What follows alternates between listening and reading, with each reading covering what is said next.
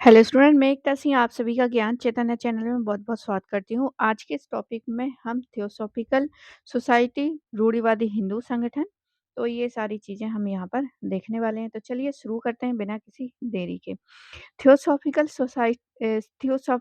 शब्द जो है सर्वप्रथम प्रयोग जो है अलेक्जेंड्रिया के दार्शनिक एमोनियस के तीसरी शताब्दी ईस्वी में किया गया था।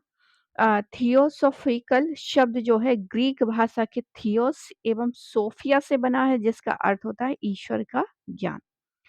थियोसॉफिकल सोसाइटी ब्रह्म विद्या सोसाइटी की स्थापना मैडम एच.पी. ब्लावत्स्की तथा कर्नल एच.एस. अलकाट अमेरिकी ने 1875 में न्यूयॉर्क में 1875 में कहाँ पर न्यूयॉर्क में और वे जो है में की थी और वे 1879 में भारत आए थे।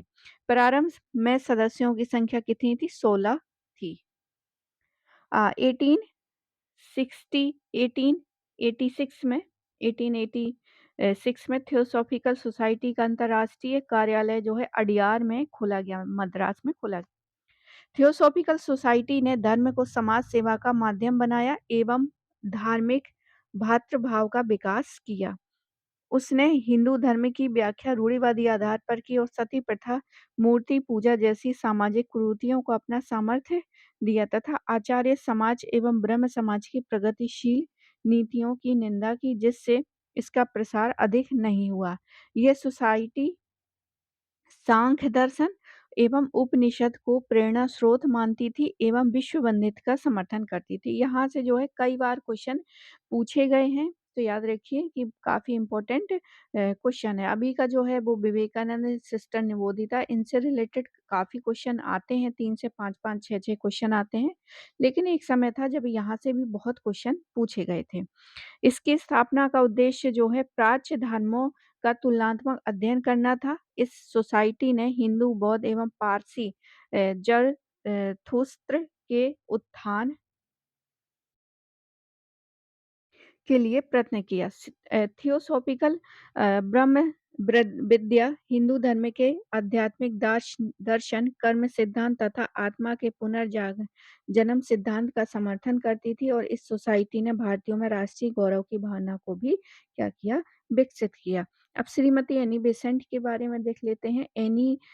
जो एनी बेसेंट है 1889 में श्रीमती एनी बेसेंट इस सोसाइटी की सदस्य बनी तथा 46 वर्ष की आयु में 1893 ईस्वी में भारत आई। एनी जो है बेसेंट आयरलैंड की निवासी थी और 1907 में अलकाट की मृत्यु के बाद एनी बेसेंट जो है थियोसॉफिकल सोसाइटी की क्या बनी? अध्यक्ष बनी। एनी बेसेंट ने 1898 में बनारस में सेंट्रल हिंदू स्कूल की स्थापना की जो 1916 में मदन मोहन मालवीय के प्रयत्नों से बनारस हिंदू विश्वविद्यालय बना, जिसे सर्वप्रथम केंद्रीय विश्वविद्यालय घोषित किया गया। इसका शिलान्यास जो है लॉर्ड हार्डिंग द्वितीय ने 4 फरवरी 1916 को बसंत पंचमी के दिन किया। मालवीय ने भारतीय विश्वविद्यालय में धार्मिक शिक्षा के लिए प्रबल रूप से वकालत की।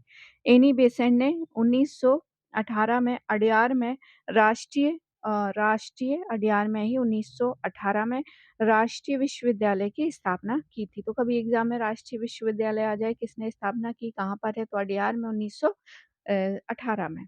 अब कुछ रूढ़िवादी हिंदू संगठन के बारे में देख लेते हैं। तो सबसे पहले है यहाँ पर धर्म सभा। इसकी स्थापना 1830 में राधाकांत देव ने की थी। किसने की थी? धर्म सभा की स्थापना राधाकांत देव ने की थी। इसमें सती प्रथा समाप्त करने का विरोध किया गया। इन्होंने सामाजिक धार्मिक मामलों में यथास्थिति बनाए रखने की भी जो है वकालत की थी। मतलब जैसी व्यवस्था थी सामाजिक और धार्मिक वो वैसे ही चाहते थे, इसलिए तो इनको रूढ़िवादी हिंदू संगठन कहा गया है। अगला है भारत धर्म महामंडल। क्या? भारत धर्म महामंडल। ये पौराणिक हिंदू धर्म समर्थक हिंदू संगठनों का अखिल भारतीय शीर्षस्थ संगठन था। इसकी स्थापना पंडित दीनदयाल शर्मा ने 1887 में हरिद्वार में की थी। इसका मुख्यालय वाराणसी में था। मदन मोहन मालवीय इस संगठन से जुड़े हुए थे। आगे देखते हैं पंडित दीनदयाल शर्मा ने हरिद्वार में की थी किसकी? भारत धर्म महामंडल का। तो ये छोटे-छोटे जो भी हैं संगठन ये भी एग्ज़ाम में कभी-कभार क्या अक्सर इसी तरह के क्वेश्चन जो है पूछ लिए जाते हैं। इसलिए इन पर ज़्यादा ध्यान देने की ज़रूरत है। इसका लक्ष्य एकजुट होकर सनातन धर्म की रक्षा के लिए कार्य करना था। आर्य समाज को प्रत्युत्तर देने के लिए उसका गठन किया गया था और यह रूढ़िवादी शिक्षित हिंदुओं का संगठन था। मुस्लिम लीग का विरोध करना उसका उद्देश्य था। सनातन धर्म सभा, धर्म परिषद एवं धर्म महामंडली का 1902 में इसमें विलय हो गया। दीन दयालु शर्मा ने जो कि इस संगठन का उन्होंने स्थापना किया था। 1899 में दिल्ली में हिंदू कॉलेज की स्थापना की। तो हिंदू कॉलेज आप सभी जानते होंगे दिल्ली में है। सनातन धर्म सभाएँ भी इसी धर्म मंडल की उपशाखाएँ थी। सनातन धर्म सभा की स्थापना मदन मोहन मालवीय ने हरिद्वार में की थी। दक्षिण भारत में धर्म महापरिषद और बंगाल में धर्म महामंडली की स्थापना हुई थी।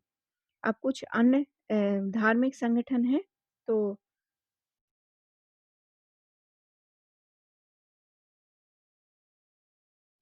तो इसको भी देख लेते हैं। फिर सिख आंदोलन का हम एक अलग से वो करेंगे। तो यहाँ पर अन्य धार्मिक संगठन में परमहंस मंडली है। सबसे पहले 1890 1849 में महाराष्ट्र में दादाबो पांडुरंग तारक अ, ता तारकखड़कर और दुर्गादास मेहता, ये 2 लोग हैं जिन्होंने परमहंस मंडली की स्थापना की थी। कहाँ पर परमहंस मंडली? महाराष्ट्र में दादोबा पांडुरंग अ अ, तारखड़कर और दुर्गादास मेहता। दादोबा ने धर्म विवेचन के नाम पर पुस्तक भी लिखी थी जिसमें 7 सिद्धांत दिए गए हैं। गोपाल हरि देशमुख भी परमहंस मंडली से जुड़े हुए थे। ध्यान प्रकाश परमहंस मंडली की पत्रिका थी। ध्यान प्रकाश इनकी पत्रिका थी, मैगज़ीन थी। परम अ, परमहंस मंडली का मुख्य उद्देश्य जाति प्रथा के बंधन को तोड़ना था और यह विश्व बंधुत्व एवं एकेश्वरवाद की विचारधारा मानते थे। परमहंस मंडली 1844 में सूरत में स्थापित मानव धर्म सभा से जुड़ी हुई थी। भास्कर पांडुरंग अ, तार तारखड़कर और विष्णु भीखाजी गोखले भी महाराष्ट्र के बौद्धिक आंदोलन से जुड़े हुए थे। अब यहाँ पर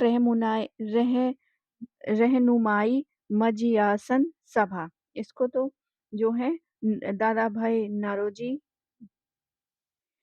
थे, तो इसको देख रहे रहनुमाई मजयासन सभा अन्य धार्मिक सुधार संघ की स्थापना 1851 में दादा भाई नौरोजी, जेबी बाचा, आर के कामा, एस बंगाली तथा नारोजी फरदोंजी ने की थी।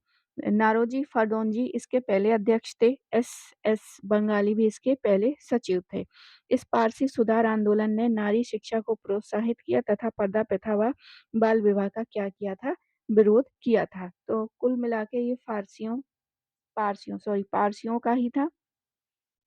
इस सभा के नौरोजी द्वारा गुजराती भाषा में एक साप्ताहिक पत्र राष्ट्र गुफ्तार का प्रकाशन किया है। यहाँ से भी जो है कई बार क्वेश्चन पूछे गए हैं। अब गोपाल हरि देशमुख को देखते हैं। लोक हितवादी के नाम से ये प्रसिद्ध हैं। इनका समय जो है 1823 से लेके 92 तक रहता है।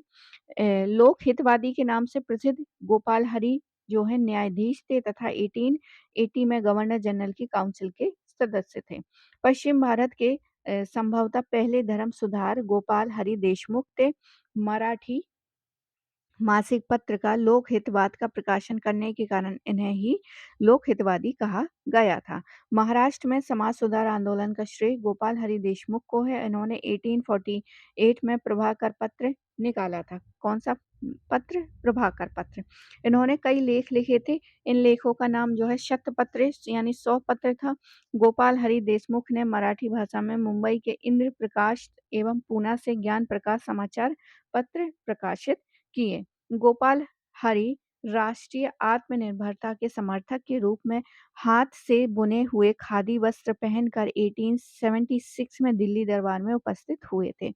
तो हाथ से बुना हुआ कपड़ा हमेशा जो है अ, कॉटन का ख़ास तौर पर। बाकी आज जो है आज के टाइम में तो बहुत सारा सिंथेटिक यानी उसमें प्लास्टिक बहुत ज़्यादा ऐड रहता है। तो जितने भी हाथ से बुने हुए कपड़े हैं वो सारे स्किन के लिए सही रहते हैं। आगे देखते हैं। गोपाल हरि ने जाति एवं नस्ल संबंधी भेदभाव समाप्त करने हेतु प्रयास किया। इन्होंने विधवा पुनर्विवाह का समर्थन नहीं किया। आगे देखते हैं। राजमुंदरी सोशल रिफॉर्म्स एसोसिएशन दक्षिण में है ये। Rajahmundry social reform association Andhra Pradesh में। और सबसे बड़ा श्रेय जो है वीर सलिंगम पतलू को जाता है। और 1878 में उन्होंने तेलुगु प्रदेश में राजमुंदरी सोशल रिफॉर्म एसोसिएशन की स्थापना की थी, जिसे दक्षिण का प्रार्थना समाज कहा जाता था। वीर सालिंगम ने 1876 में विवेक वृद्धि नामक पत्रिका का प्रकाशन किया और 1881 में पहला विधवा पुनर्विवाह करवाया। इसके लिए सरकार ने उन्हें राव बहादुर की उपाधि दी थी। वील वीर सालिंगम पातलू ने राजशेखर चरित्रामू नामक तेलुगु भाषा का प्रथम उपन्यास लिखा।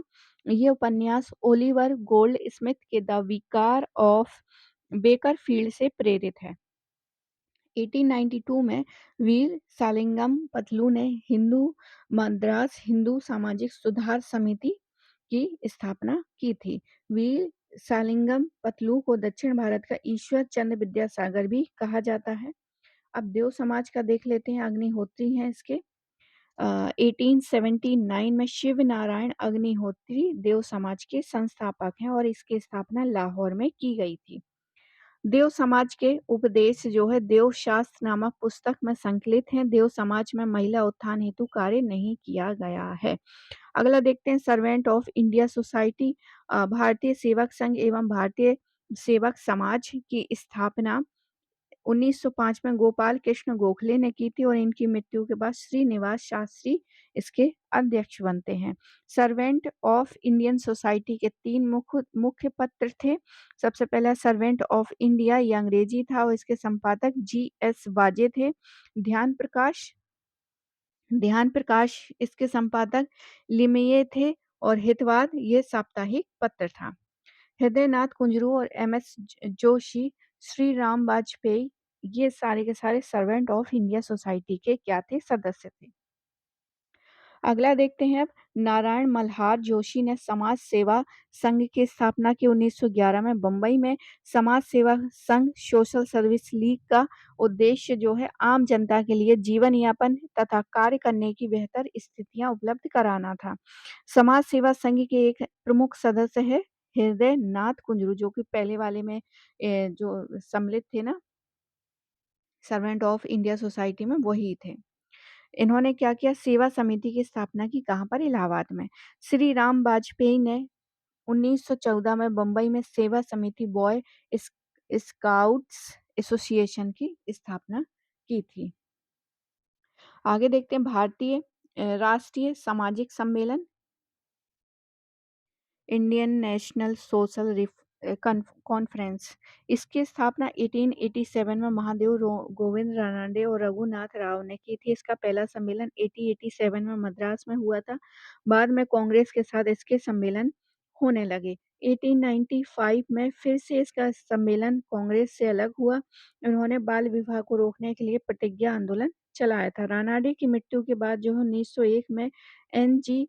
चंद्रावरकर ने इसका संचालन किया। भारतीय राष्ट्रीय सामाजिक सम्मेलन की स्थापना इसलिए हुई कि भारतीय राष्ट्रीय कांग्रेस ने अपने कार्यक्रम में सामाजिक सुधार को नहीं रखना चाहती थी। आगे है सेवा सदन नामक समाज सुधारक तथा मानव सेवा संगठन की स्थापना बहराम जी मालावारी नामक पारसी ने 1885 में की थी। सेवा सदन सोसाइटी जुलाई 1908 में बम्बई में बी.एस. मलावारी एवं दयाराम डिडूमल ने महिला उद्धार के लिए स्थापित की। अब हिंदू महासभा को देख लेते 1909 में पंजाब हिंदू सम्मेलन की स्थापना हुई। लाला लाजपत राय ने अक्टूबर 1909 में इसके लाहौर अधिवेशन की अध्यक्षता की। हरिद्वार सम्मेलन में 1905 में इनका नाम जो है सर्वदेशिक हिंदू सभा रखा गया। 1915 में सम्मेलन में महात्मा गांधी जी एवं स्वामी श्रद्धानंद ने इसमें भाग लिया था हिंदू महासभा में, और 1921 में इसका नाम अखिल भारतीय हिंदू महासभा हो गया। राजनीति में आत्मोत्सर्ग लेख लालचंद का है। इसमें हिंदू महासभा और स्वयं सेवक संघ की विचारधारा मिलती है। पंडित मदन मोहन मालवीय ने 1907 में हिंदू महासभा की स्थापना की। हिंदी एवं हिंदू का नारा भी सर्वप्रथम मदन मोहन मालवीय ने किया था। इससे पहले भारतेंदु हरिश्चंद्र ने हिंदुस्तान को अपने साहित्य में लिखा था। आगे है 1860 में दशक में महिमा गोसाई के नाम से प्रख्यात मुकुंद दास ने गोविंद बाबा और भीम भाई के सहयोग से सत्य महिमा धर्म की स्थापना की। राधा स्वामी संप्रदाय की स्थापना 1861 में आगरा के एक बैंकर साहूकार तुलसीराम जो शिव दयाल के नाम से भी प्रसिद्ध थे ने की थी। स्वामी नारायण संप्रदाय की स्थापना 19वीं शताब्दी के प्रारंभ में गुजराती स्वामी सहजानंद ने की थी, स्वामी नारायण संप्रदाय की। अगला है 1904 में एनी बेसेंट में मद्रास में हिंदू समिति की स्थापना की। छत्तीसगढ़ में घासीदास ने सतनामी संप्रदाय की स्थापना की। विधवा विवाह के समर्थन में गुजराती भाषा में सत्य प्रकाश पत्रिका का प्रकाशन कारसोन दास जी मूल जी ने किया था। और 1870 में सत्य प्रकाश संगठन की स्थापना सत्य प्रकाश पत्रिका में वल्लभाचार्य के पुष्टि मार्ग पर की गई और टिप्पणी को लेकर उन पर 1862 से लेकर 63 में द महाराज लायबल केस के नाम से मानहानि मुकदमा किया गया। अगला है सामाजिक सुधार हेतु उत्तर प्रदेश में कायस्थ सभा तथा धार्मिक एवं जातीय सुधार हेतु पंजाब में सरीन सभा की स्थापना की। तो ये था आज के लिए। अब जो सिख आंदोलन है, बाकी इस्लामी सुधार हैं, और इसको हम एक अलग वीडियो में देखेंगे। तो आई होप आपको ये वीडियो पसंद आया होगा। पसंद आया हो तो प्लीज़ लाइक करें, शेयर करें, सब्सक्राइब करें। मिलते हैं हम अगले वीडियो में। पूरा वीडियो देखने के लिए आप सभी का बहुत बहुत धन्यवाद।